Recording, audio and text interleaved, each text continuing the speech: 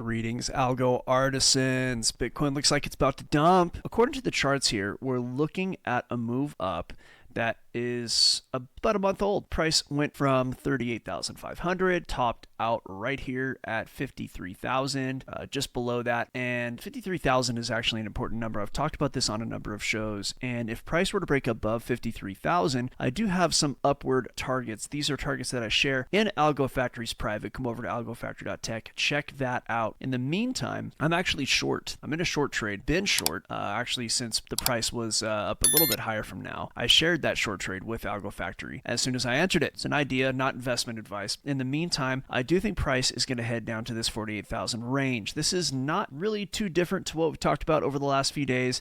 You've seen me do this prediction if you're watching me on X, anything like that. I've called this out several days ago. I think Friday is when I called this move down. And finally, what price has done is it has broken below this bit of a range that it has created. So right now you're looking on the daily chart, right? And this means that each one of these candles is 1 day's worth, really 18 hours worth of price action. And price has broken and now closed below the bottom of what was a range that was created. And this range is better defined on a lower time frame. In the meantime, though, it does appear that Bitcoin will continue down. And I do think it could easily continue down and head down as low as about 42,000. In fact, that's an extended target for a trade. However, there is a lot of liquidity at 48,000. There's more liquidity being up high right now because people are going short. And so the liquidations are going to be up there. And we are going to take a look very shortly at those liquidation zones. In the meantime, though, I do believe price initial move will go to 48,000. And once price gets there, I will reevaluate and see if there are any other trades to take, what might happen to price. In the meantime, we do want to take a look at a couple of things to see where the alt market is going. The title of the show here is Bitcoin Dump. Everybody talking about last chance for a good Kaspa entry before the bull run? What if you missed the Kaspa run? What if you missed some other altcoins that you're interested in? If Bitcoin does make a harder move down, then it might pull some of these coins down to nice entries that occur before the halving happening in April. Typically, in a halving year, Bitcoin does drop down prior to the halving and then go right up and then kind of back and forth up until the midsummer. And it depends on, and I shouldn't really say midsummer, but until, say, a month or two after the halving, that's when the real bull market starts to take off. So until then, there's always that chance for Bitcoin to go ahead and retrace, grab liquidity from below, and quite frankly, it's healthy. It's good for Bitcoin to go down. A lot of people are scared of the dump. They're talking about it, but the reality is things go up. You want them to head back down. It builds what's called structure. See, as I zoom out on the screen, price goes up, and then it goes down, then it goes up, then it goes down, then it's just nothing goes in a straight line, and you do not want it to do that because if price does continue in a straight line, it is likely to have to come back down. Okay, that's just how that works in markets. So you do want a healthy retracement here and there. I think we're about to see one, and again, we're looking at 48,000 and possibly down to roughly 42,000. And in the meantime here, we're going to take a look at the Kingfisher.io. If you look in the description, you're going to see a link to Kingfisher.io. Okay, so if you go in there, use that link, it'll get you a discount. That'll be awesome. What I use this for are many things. However, right now, I'm going to use it to look at liquidations, and liquidations function as liquidity. And there are a lot of liquidations right here at 48,600. That is a mean spike up. However, even since this morning, people have gone short, and there is liquidity sitting at 51,500, 51,400, and even some sitting as high as about 52,600, right? So if we go back and forth here, we got 52,500, 52,000. We'll mark that out. Okay, we're gonna have to zoom in a bit to see this. I'm gonna put some blocks up here of liquidity. So just a thin bar of liquidity right there, but price could easily go there. That's right at the top of this range. And again, people are feeling that the top of this range is a safe place to put their stop losses and to allow their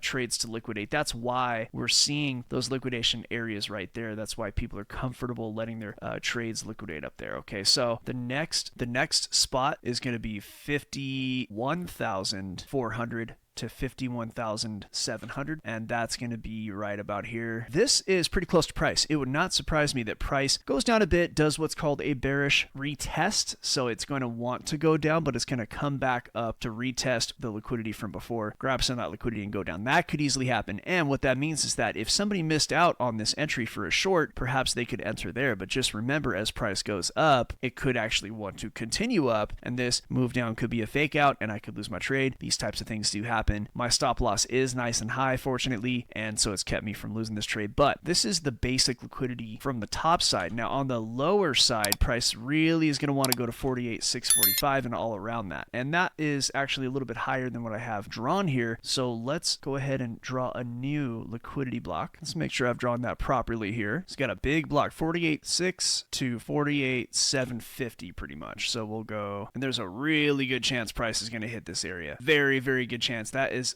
a very, very high spike in liquidity. And there's lots of liquidity below that. You have plenty sitting at 48.4, 47.5, all the way down to actually now we're going to say 42.7, even 42.2. So there's just a lot of liquidity on the downside. And usually when there's this much leverage built up in the market, you're going to see price go down to grab that leverage, especially if charts start to favor a move down. Very high probability that price will go down to 48.6, and still pretty good that it's going to come down and grab all this liquidity. We shall see, but I can tell you the open interest is up there. It's out there. Okay, so next we'll take a look at Ethereum. It appears to be consolidating around 3,000. Ethereum is very bullish. What may happen is a move down to grab some liquidity at about 2,700. If you watch this morning's show, I did cover this. I'm not going to spend a lot of time on this. For the moment, though, I do expect a quick retrace, especially if Bitcoin starts to retrace, and you might see big Ethereum come down and grab liquidity anywhere in this zone right here. And it could go lower, certainly, especially if Bitcoin really starts to move down quickly, but I do see a move down to this area for the moment. I don't want to spend a lot of time on Ethereum because it's actually pretty bullish right now, and if Bitcoin does find any stability, even if it drops down to that low 40s or even lower, if Bitcoin finds stability for more than like a week or two, then Ethereum, there's a decent chance it's going to start going off. But for the moment, there's not a lot to talk about with Ethereum. It's done really well. I think it's going to continue to be pretty stable unless Bitcoin makes any super sudden moves. Now, we did look at Kaspa pretty in depth yesterday, and I did talk about where it might go to. It is right now at the first area I figured Kaspa might move to. So I thought Kaspa might make its way down to about 16.5 cents. It's now at 16.5 cents. Now, it doesn't mean that Kaspa is going to stop going down, and I'm actually going to take a look at the algos right now. So on the daily, it does have a little more room to move down, but it could stop moving down. On the weekly, it is a little vulnerable, but I am going to be honest, or I should say I'm going to be clear. I try to always be honest. There are two areas where Kaspa is going to want to go down to. One of them is going to be around this 14 cent, kind of mid 13 cent area, right? There's a lot of liquidity there from past price action. It would be a nice, healthy pullback, especially for an altcoin that has done so well. And it might be that other coins need to have their day, so people take some profit on Kaspa. A lot of bag holders selling off. It just really depends on what happens, right? I mean, it's going to depend on a lot of different factors, but what tends to happen in these bull markets is one crypto, one altcoin is going to do really well for a while, and then people are going to take profit on that and go into another. We're kind of seeing it in a big way with Solana. People are now taking profit on Solana, and it's going to places like Ethereum. So, you know, there is kind of a cycle that goes on once the market feels that the coin has really met its potential for the momentary run. And we might have already seen that with Kaspa. Everybody's talking about Kaspa right now. Everybody's talking about Kaspa. So there might be a warning there that Kaspa might have seen its move for the moment. Now, it could easily go down either to just where it is now or make its way down to 14 and continue to go. And we did mark out targets in yesterday's show. Those are unchanged, roughly around 21 cents and 24, maybe 25 cents. Those are two areas that I have an interest in for Kaspa. Again, what we're going to probably see if Bitcoin does make its way down all the way into the low 40s or lower, and if it does it very quickly, very hard, very precipitously, there's a good chance that coins like Kaspa and some of the other hot coins are going to go down for a bit as well, and you might get that nice entry for on the way up in the bull run. There's a lot of leverage in the market that probably needs to be cleared out, and there tends to be a move down before the halving, which is in about 2 months. So there's a lot of time for all of this to happen. If you didn't get your entry, you might have a chance to get it now. I hope this was helpful. If you like what you see here, a lot of what we're doing seems complex. It is not complex. I can teach you this stuff pretty easily, pretty quickly. Via the Grill and I, we're on every single day. We actually go to a private live lab, an hour a day, 5 days a week, Monday to Friday, for only our clients, and we answer all their questions there. We have an online university where you can also get the basics of what we do. We are high touch. We are a wonderful service. We're very undervalued. Please check us out, algofactory.tech. We hope to see you on the next one. Trade your job, upgrade your life. All right, hope you enjoyed the show. Please like, subscribe, hit that notification bell. On the screen there, you can see our website, algofactory.tech. Step that QR code to take you straight there. I'm also very active on X. That's algo_factory777. We got TikTok and Rumble. In the meantime, we hope to see you over at the website. Come on over, trade your job, upgrade your life. We'll see you there.